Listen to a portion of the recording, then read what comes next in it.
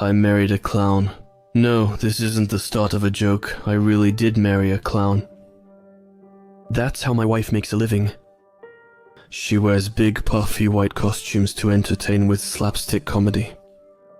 I've never really been a fan of clowns, but in my wife's family, it's very important. Being a clown, as she says, is a tradition from her great-great-grandparents who emigrated from France. They came to the United States hoping to become famous actors, but so did everyone else. Since they weren't getting many roles, they had to take odd jobs as circus clowns to make a living.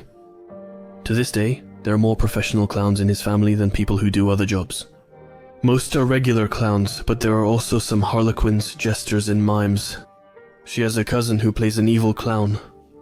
Her family disapproves, so they rarely see him, even though he's popular at Halloween. When I started dating her, I admit I wasn't thrilled to learn she was a clown. It's hard to take someone seriously who always clowns around. I soon realized my perspective was ignorant. She sold joy and smiles and excelled at it. How could I not love her? Since then, I've respected her talent and her family's legacy. I'll never admit it, but I'm amazed by the way she juggles and by how many things she can create with a simple balloon. Last week, my wife's father died. I think you already know funerals are different in her family.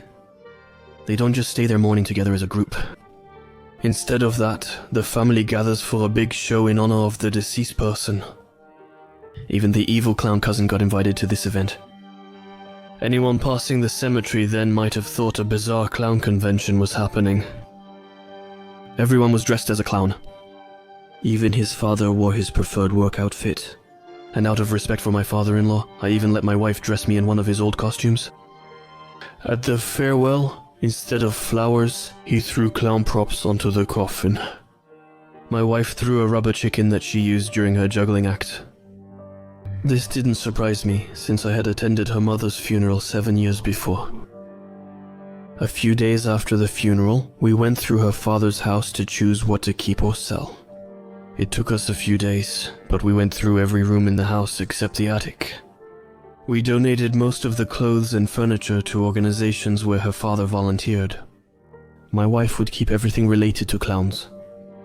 She already had a room in our house set aside for her work. But I knew I couldn't protest, and I just carried each thing to the car little by little. There wasn't much in the attic that was worth keeping or giving away. Most items were damaged and should have been thrown away. The uninsulated attic led to rats and mold damaging the items stored there. What the vermin and mold hadn't destroyed had been damaged by seasonal fluctuations. Still, we found something worth keeping. An old oil painting carefully stored in a corner under a thick tarp. I was surprised the painting was undamaged, unlike everything else nearby. "Who is this supposed to be?" I asked, holding the painting up so my wife could see it. Since clowns mattered in her family, I assumed it was an ancestor. She frowned, studying the painting as if trying to recall its name. I have no idea. I don't remember seeing this painting anywhere in the house before this. But this clown looks familiar to me. I'm sure I've seen it before. "Maybe he was a friend of your parents," I say, trying to find an explanation. "Maybe someone he had to work with, who wasn't part of your family." My sentence triggered his memories. Ah, that's it, I remember now. I was about 5 or 6 when my father invited her to live with us. Something happened to her family. I think it was a fire or something like that. He was the only one who survived. I remember he seemed a bit simple, like a little child trapped in an adult's body. Everyone called him Nono. Actually, they called him the Clown. By the name the Clown? That's like a name, right? I guess it started as a little joke. He didn't realize the other clowns were mocking him with that name. Oh, I didn't know clowns could be so cruel. Some of them are. That's why my father invited him to live with us. He felt sorry for him. He wasn't with us long. One day he was there, and then the next day he wasn't anymore. He probably forgot that when he left.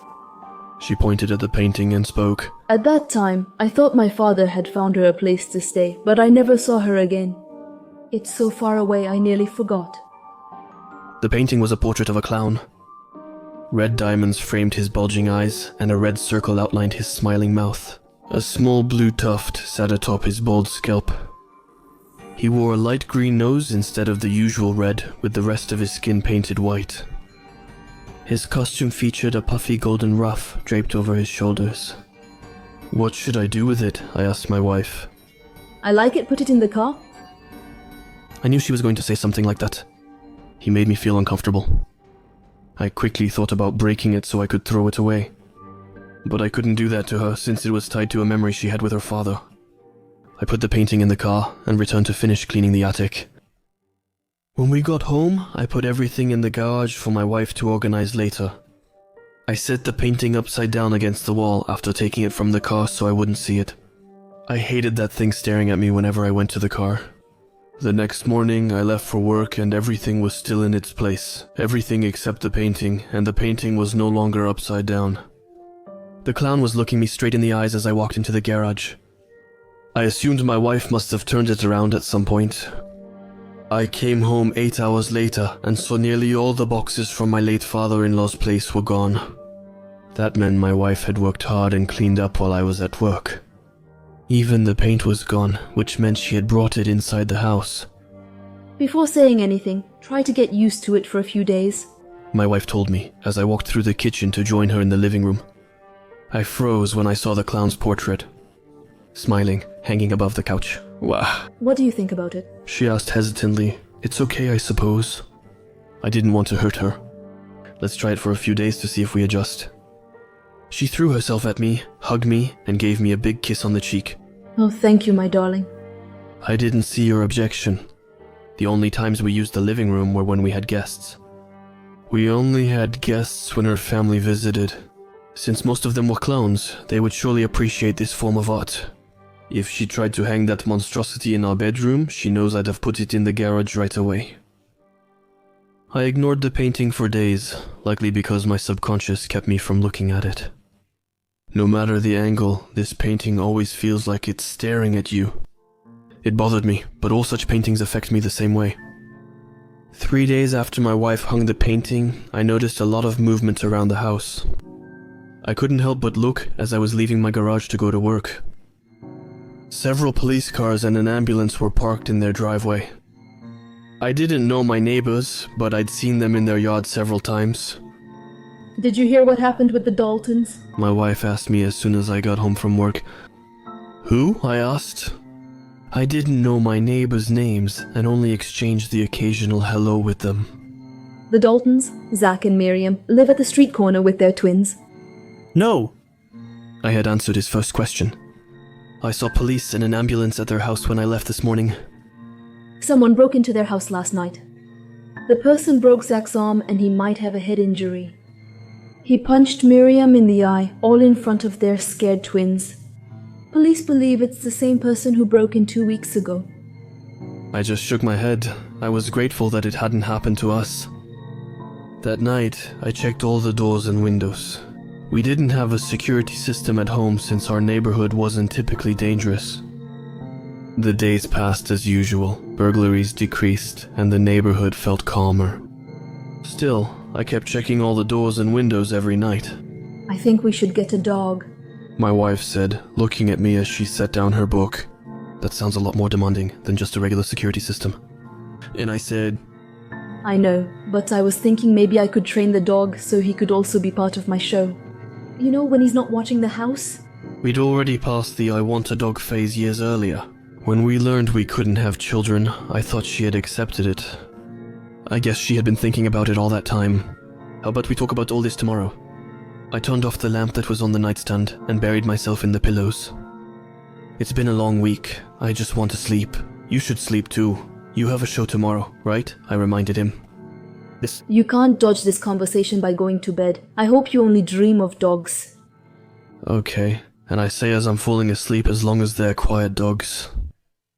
I must have been really tired, because after that, I only remember waking up suddenly. At first I was disoriented and unsure if my dream or something else woke me. Inside the house, I looked at my wife sleeping peacefully. I must have been woken up by a nightmare. My wife is a light sleeper, so I figured she would have been woken up first. If the noise truly came from the house, I stayed and listened for several minutes to be sure. But just as I was about to roll up in my blanket, I heard a loud bang. That wasn't part of my dream. I quickly sat up, then I put my feet on the floor, scanning the room to find something I could use as a weapon. Maybe this will sound funny to you, but the only thing I found was my wife's clown shoes.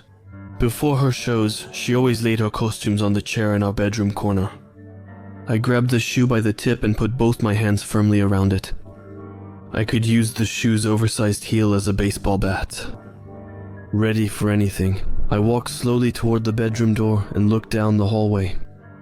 I didn't see anything, but I heard a commotion in the living room. Then, the sharp sound of a bell. The reason I didn't call the police is that every night we put our phones on the kitchen table so they could charge.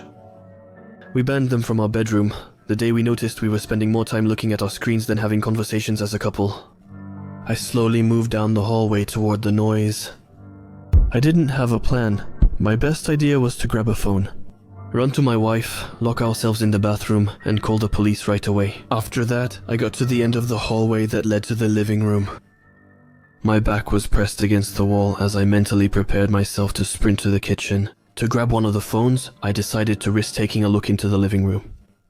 After hearing the thief busy taking our stuff, that's not what I saw.